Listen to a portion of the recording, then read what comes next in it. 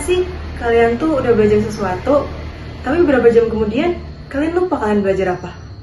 Misalnya nih, kalian mau ujian, terus kalian tuh udah belajar mati-matian, tapi waktu ngerjain soal, kalian tuh ngeblank, kalian lupa jawabannya itu apa. Nah, sebetulnya itu tuh wajar aja sih guys, karena pada dasarnya otak kita tuh punya cara tertentu buat menyimpan informasi. Nah, lewat video ini, kita tuh akan belajar dan mencoba beberapa eksperimen memori sederhana. Biar kita tuh ngerti gimana sih caranya biar otak kita tuh bisa menghafal atau bisa mengingat dengan lebih cepat. Jadi, selamat menyimak! Sekarang kita mulai eksperimen yang pertama. Jadi, aku bakal nunjukin beberapa kata ke kalian selama 10 detik. Nah, kalian coba ingat sebanyak-banyaknya ya.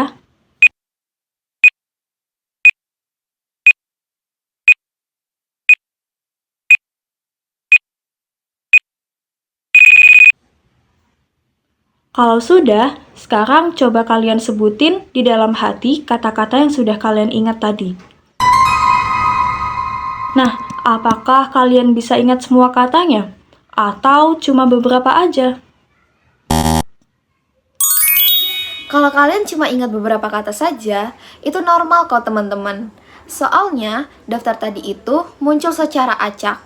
Jadi, otak kita agak sulit mengingat semuanya sekaligus. What?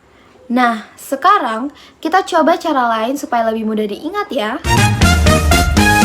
Nah, sekarang kita lihat daftar yang sama tapi sudah dikelompokkan. Sekarang coba diingat lagi.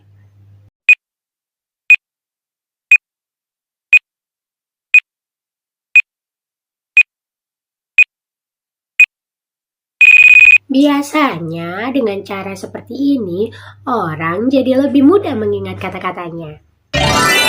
Nah, cara ini disebut dengan organization. Artinya, kita menyusun informasi supaya lebih terstruktur. Otak kita sebenarnya lebih menyukai informasi yang memiliki pola atau kategori. Jadi, ketika kata-kata tadi dikelompokkan, otak kita lebih gampang mengingatnya.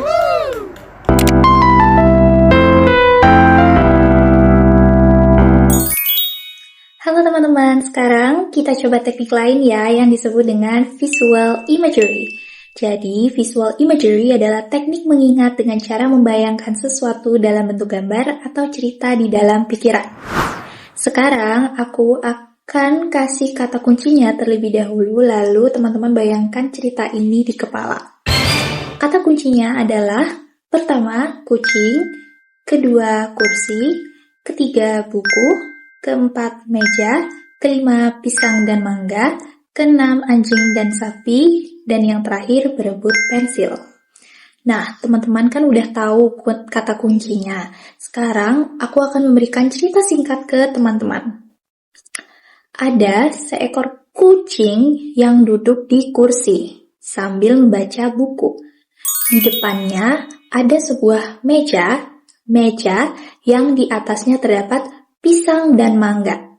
Tiba-tiba datang anjing dan sapi, lalu mereka malah berebut pensil.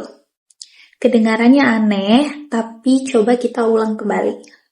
Ada seekor kucing yang duduk di kursi sambil membaca buku. Di depannya ada sebuah meja yang di atasnya terdapat pisang dan mangga. Tiba-tiba datang anjing dan sapi, lalu mereka malah berebut pensil. Jadi, kalau kalian ingin mengingat sesuatu, coba ubah informasi tersebut menjadi gambar atau cerita yang unik di dalam pikiran kalian. Semakin aneh, lucu atau tidak biasa, biasanya justru semakin mudah diingat. Nah, sekarang kalian lebih mudah untuk mengingatkan menggunakan teknik tersebut. Mengapa demikian? Karena otak manusia itu dirancang untuk lebih mudah mengingat gambar dan sebuah cerita dibandingkan dengan daftar kata yang acak. Maka dari itu biasanya kalau misalkan kita menerima sebuah informasi lalu kita mengubahnya menjadi gambar dan merangkainya menjadi sebuah cerita, itu akan bisa kita ingat lebih lama. Nah, dari eksperimen tadi kita bisa lihat kalau cara kita menyusun informasi itu sangat mempengaruhi kemampuan memori kita.